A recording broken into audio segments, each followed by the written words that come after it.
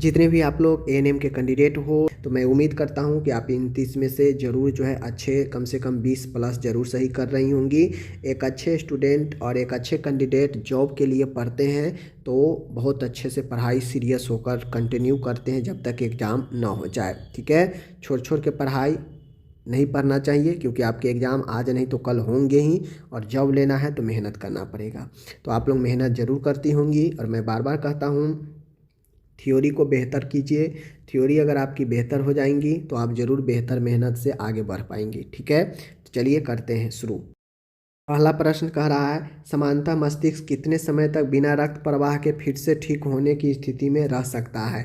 कहने का मतलब है कि जो मस्तिष्क है, समझ गए ना, कहता है कि सामान्यतः मस्तिष्क जो होता है बिना रक्त प्रवाह के फिर से ठीक होने की स्थिति में रह सकता है। मतलब आपका ब्रेन में कितने समय तक अगर ब्लड सर्कुलेशन नहीं हो पाए तो जो है वह पुनः ट्रीटमेंट होने पर ठीक हो सकता है, कितने देर तक, समझ गए। ऑप्शन है आपका 3 मिनट, 15 मिनट, 30 मिनट, 45 मिनट। तो देखिए आपके ब्रेन में हमेशा एकदम जो है 24 आवर ब्लड जो है सर्कुलेट होते रहना चाहिए, तभी आपका ब्रेन काम करता है। अगर आपके ब्रेन में, मान गए किसी के ब्रेन में अगर किसी कारण से 30 मिनट तक अगर रक्त प्रवाह अगर नहीं होता है और इस दौरान अगर उसे ट्रीटमेंट कर लिया जाता है तो वो जो है सही हो जाता है। अगर इससे ज़्यादा समय तक अगर ब्रेन में रक्त प्रवाह रुक गया तो फिर वह ठीक होने की स्थिति में नहीं होता है, समझ गए।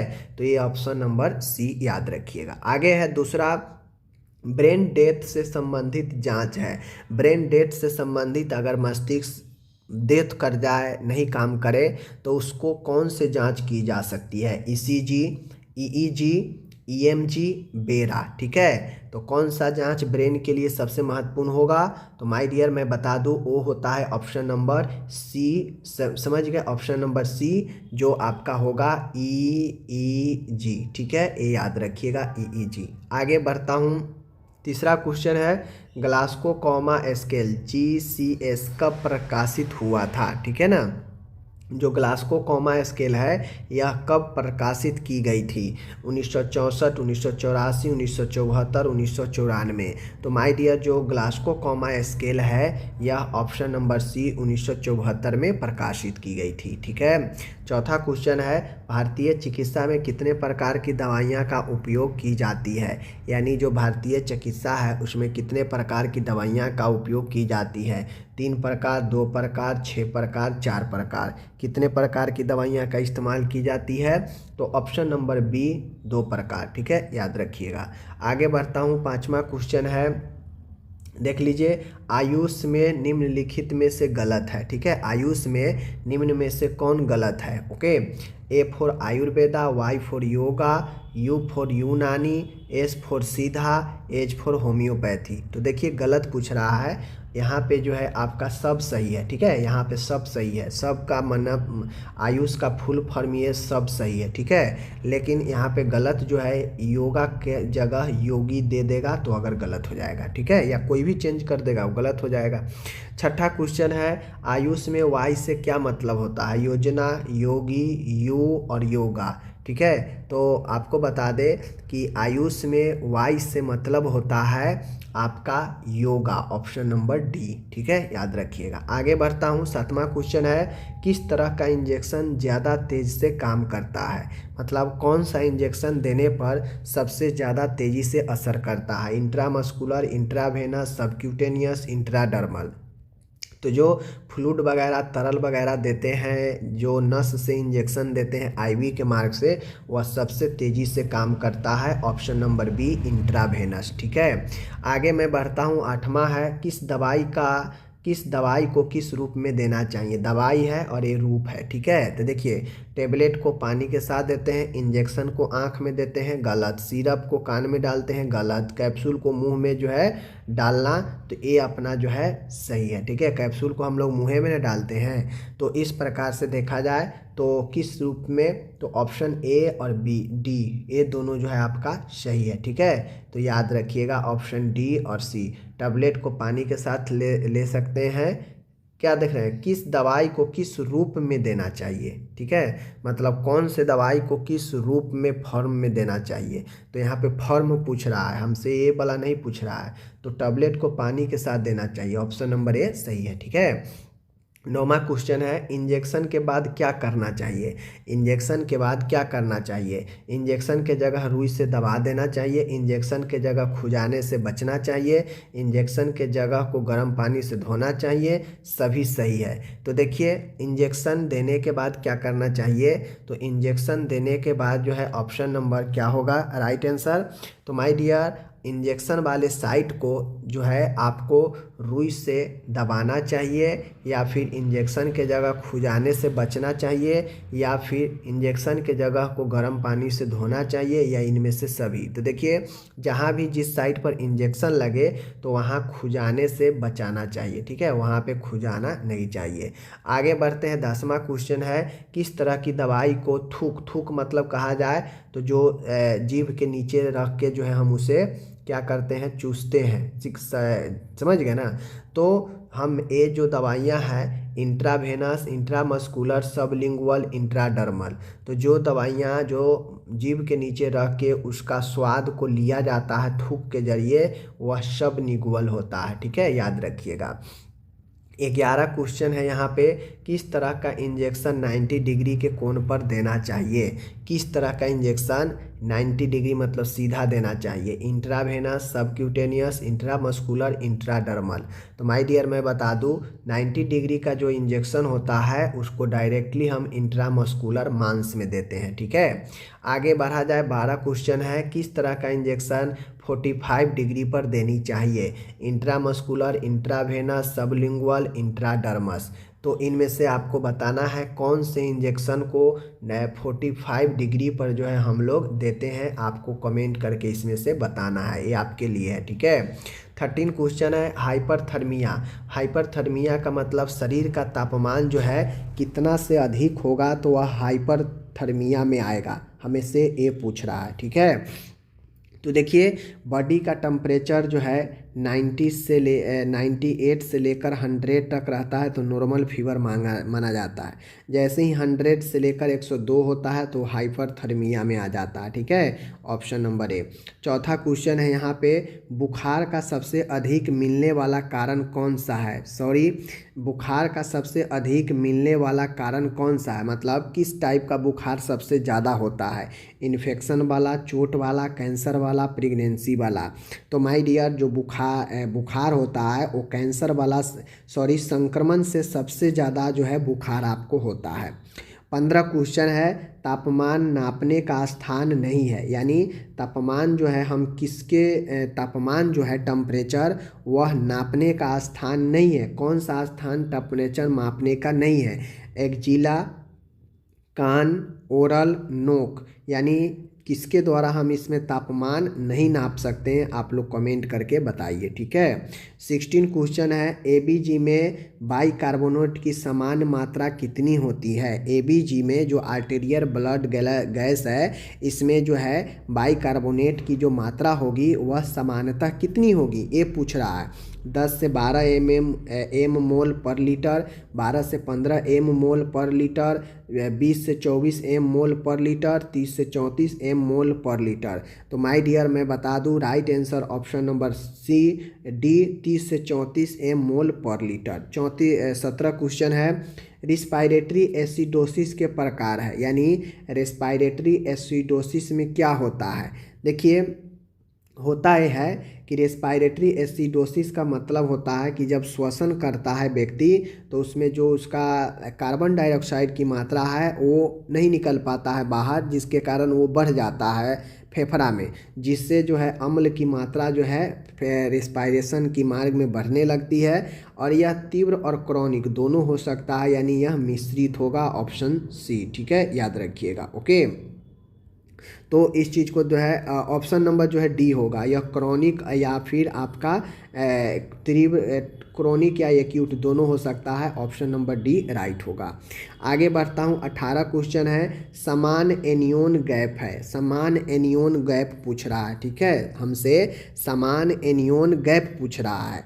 3 से 10 एम मोल पर लीटर, 6 से 8-10 एम पर लीटर, 10 से 12 एम मोल पर लीटर, 18 से 20 एम मोल पर लीटर। तो माय डियर राइट आंसर क्या होगा? ऑप्शन नंबर डी, 18 से 20 M mole per litre anion जो है गैप होता है। ठीक है। 19 क्वेश्चन है, स्वास्थ्य देखभाल प्रबंध में साक्ष्य आधारित अभ्यास EBP महत्वपूर्ण होता है। यानी साक्ष्य आधारित जो अभ्यास है वह महत्वपूर्ण होता है क्योंकि यह सर्वोत्तम उपलब्ध शोध जानकारी के साथ नैदानिक अनुभव को एकीकृत करता है, पूरी तरह से ऐतिहासिक प्रथाओं पर निर्भर करता है, नैदानिक निर्णय लेने में वर्तमान अनुसंधान के उपयोग को हतोत्साहित करता है, केवल नर्सों पर लागू होता है और डॉक्टर पर नहीं।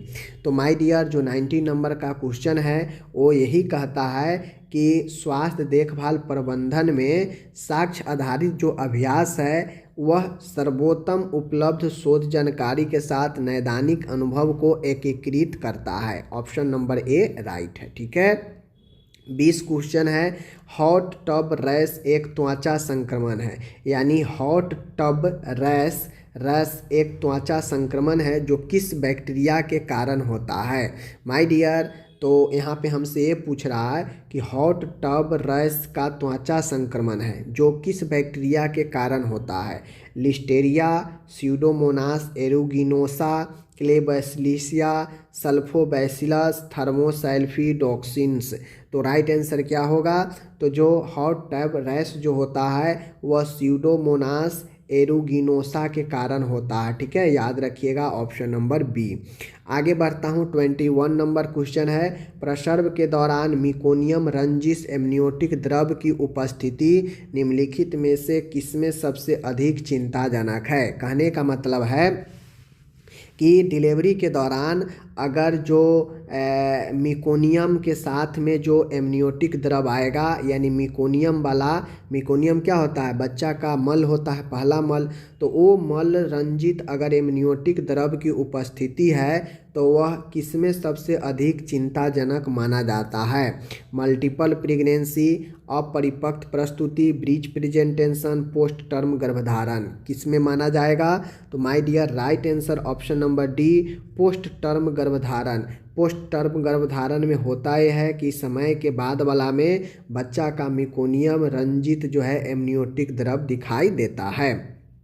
आगे है 22 क्वेश्चन है, प्रसव पूर्ण जांच के दौरान जो है सेकेंड विजिट डैश के बीच निर्धारित की जानी चाहिए। यानी जो प्रसव पूर्व जो जांच होती है वह जो है उसमें सेकेंड विजिट जो है वह कितने समय के बीच निर्धारित की जानी चाहिए? ठीक है, ये पूछ रहा है। 4 से 6 महीने, 1 से 2 महीने, 9 महीने और 8 महीने। तो राइट आंसर क्या होगा? ऑप्शन नंबर ए, 4 से 6 महीने के बीच सेकेंड विजिट जो है निर्धारित की जानी चाहिए। आगे मैं बढ़ता हूँ। 23 है, HVYC। देखिए HBY, ठीक है, सी, HBYC के तहत आशा अलग अलग महीनों में 5 घरेलू दौरे के लिए प्रोत्साहन प्रदान करती है। निम्नलिखित में से कौन सा उनमें से एक नहीं है? 6वां, 12वां, 9वां, 16वां। यानी HIV के तहत आशा जो अलग अलग महीनों में 5 घरेलू जो दौरा करती है, प्रोत्साहन करती है, निम्नलिखित में से उनमें से एक कौन सा महीना नहीं है? 16वां, 6वां, 12वां, 9वां या 16वां? ये पूछ रहा है। ठीक है, तो राइट आंसर क्या होगा? ऑप्शन नंबर डी, 16वां। जो 16वां जो आपका मतलब HIV के तहत जो 16वां जो अलग अलग महीनों में जो 5 घरेलू प्रोत्साहन प्रदान किया जाता है उसमें 16वां आपका नहीं आता है। आगे मैं बढ़ता हूँ। 24 नंबर का क्वेश्चन है, निम्नलिखित में से कौन सा हार्मोन पुरुषों में द्वितीयक लैंगिक अभिलक्षणों के लिए उत्तरदायी है? यहाँ पे पूछ रहा है कि निम्नलिखित में से कौन सा हार्मोन पुरुषों में सेकेंडरी सेक्सुअल लक्षणों के लिए उत्तरदायी है। मतलब पुरुष में सेकेंडरी जिसके बाद पुरुषों में परिवर्तन आता है वह कौन सा हार्मोन है? पुटिक उत्तेजक hormone, luteinizing hormone, testosterone hormone, oxytocin. तो देखिए जो पुरुष का टेस्टोस्टेरोन हार्मोन होता है, इससे जो है पुरुषों में काफ़ी ज़्यादा जो है सेक्सुअल चेंजेज देखने को मिलता है। ठीक है, आगे मैं बढ़ूँ तो 25 नंबर का क्वेश्चन है, खसरे की वैक्सीन की 0.5 मिली खुराक लगाई जाती है किसके जरिए? अंतःपेशीय, मौखिक रूप, अंतःस्रावी रूप, अधत्वचीय। तो मैं बता दूं अधत्वचीय जो होता है सबक्यूटेनियस माध्यम से 0.5 ml जो है वैक्सीन खसरे की लगाई जाती है। 26 क्वेश्चन है, निम्नलिखित में से कौन सा प्रोटोजोआ के कारण होने वाला लैंगिक संचारित रोग है, मतलब सेक्सुअल ट्रांसमिटेड डिजीज है? ठीक है, प्रोटोजोआ वाला पूछ रहा है, वायरस वाला नहीं। ट्राइकोमोनियात, सिफिलिस, जन्नांगी हर्पिज, सुजाक। तो माय डियर क्या होगा राइट आंसर? तो जो ट्राइकोमोनियात जो होता है यह प्रोटोजोआ होता है और यह एक लैंगिक संचारित रोग है जो प्रोटोजोआ के कारण होता है। ठीक है, 27 नंबर का क्वेश्चन है, देखिए, शरीर के किस सतह पर या कपड़ों में परजीवियों समानता संधिपाद के समन्वय विकास तथा जनन को कहा जाता है? यानी कपड़ा के किसी भी सतह पर या शरीर के किसी सतह पर या कपड़ा पर, ठीक है, किसी परजीवी का संधि जैसे संधिपाद, इसका समयावन, विकास और जनन क्या कहलाता है? जलाशय, पर्याक्रमण, संदूषण या संक्रमण क्या कहलाता है? तो राइट आंसर पर्याक्रमण कहलाता है। ऐसे जीव जो संधिपाद वाला हो और यह विकास और जनन करता हो शरीर के सतह और कपड़ों पर, उसे पर्याक्रमण कहते हैं। ठीक है, 28 क्वेश्चन है, निम्नलिखित में से कौन सा राष्ट्रीय पोषण कार्यक्रम स्वास्थ्य परिवार कल्याण मंत्रालय के अंतर्गत आता है? माय डियर, राष्ट्रीय विटामिन रोग निरोधी कार्यक्रम ये भी आता है, मध्यांतर आहार कार्यक्रम ये भी आता है। तो इस हिसाब से देखा जाए तो ऑप्शन नंबर डी जो है 1 और 2 दोनों आपका सही होगा।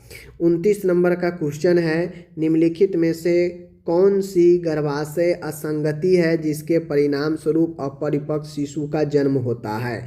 तीव्र उंडुक पोषशोथ, ग्रीव चैव अक्षमता, गंभीर अरक्तता, मधुमेह। माय डियर मैं बता दूं कि वह कौन सी समस्या है जिसे अपरिपक्व शिशु का जन्म होता है? तो जब ग्रीवा का आपका सर्विक्स अक्षमता अनकैपेबल होता है तो बच्चा जल्दी बाहर आ जाता है और उस कंडीशन में प्रीमेच्योर बच्चा हो जाता है। ठीक है, आगे तीसरा क्वेश्चन है यहाँ पे कि नर्सों की नैतिकता के सिद्धांत में action guided by compassion AGC action guided by compassion का अर्थ क्या है? न्याय होना, ठीक है, अहानिकरता, स्वायत्तता और उपकारिता, बेनिफिशियंस। तो my dear action guided by compassion जो होता है नर्सों की नैतिकता में वह बेनिफिशियंस से संबंधित होता है, उपकारिता यानी उपकार करना।